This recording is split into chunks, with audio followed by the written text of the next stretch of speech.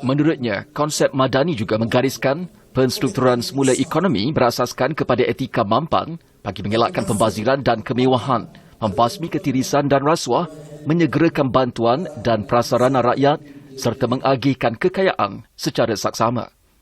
Daripada melihat kepada projek-projek raksasa kepada projek yang boleh membantu jumlah rakyat yang terbanyak.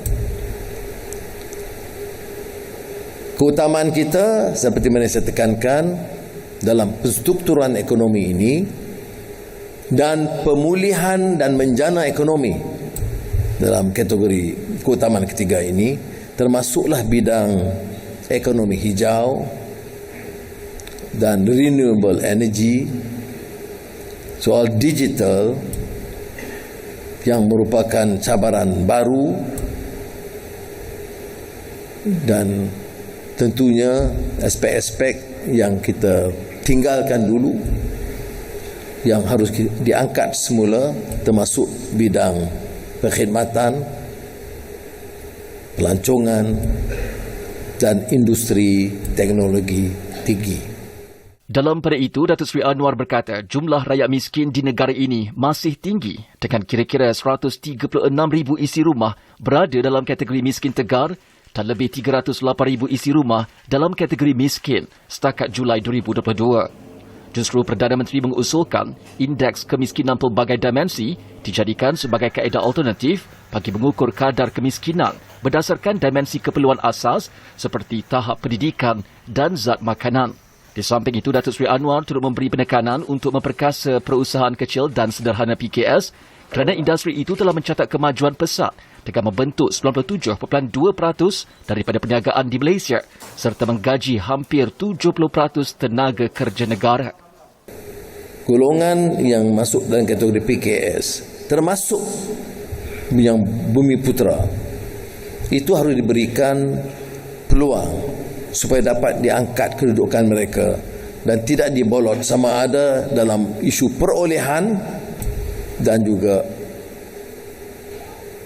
kontrak-kontrak besar oleh kerajaan. Perdana Menteri turut menegaskan Madani tidak sama sekali akan mengetepikan tonggak mendirikan sistem atau menegakkan sistem yang lebih mampan kepada sebuah negara. Sebagaimana itu, langkah-langkah yang akan diumumkan menerusi Belanjawan 2023 di Parlimen pada 24 Februari ini bakal mengembalikan asas seperti mempercepatkan kelulusan dan menghentikan kaedah mendapat komisen yang bukan hak. Manakala dalam aspek memacu pertumbuhan negara, Datuk Seri Anwar berharap aspek kemanusiaan sentiasa diambil kira kerana ia antara elemen penting dalam membangunkan negara. Peduli tentang gedung-gedung pasaran yang baru, tapi tidak peduli tentang kedudukan taraf gerai-gerai rakyat miskin. Ini sebagai contoh-contoh di mana elemen karamah insaniah itu diremehkan dalam tata kelola pemerintahan.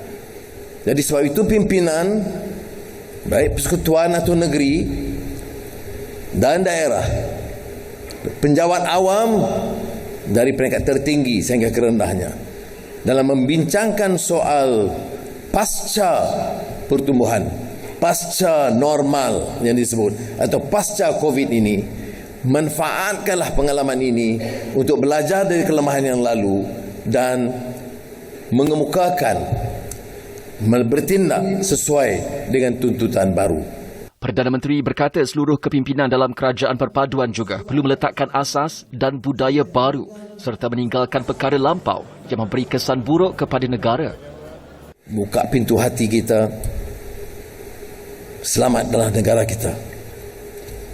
Negara kita ini pernah menunjukkan potensi yang baik, pernah tercorot. Maka berilah kesempatan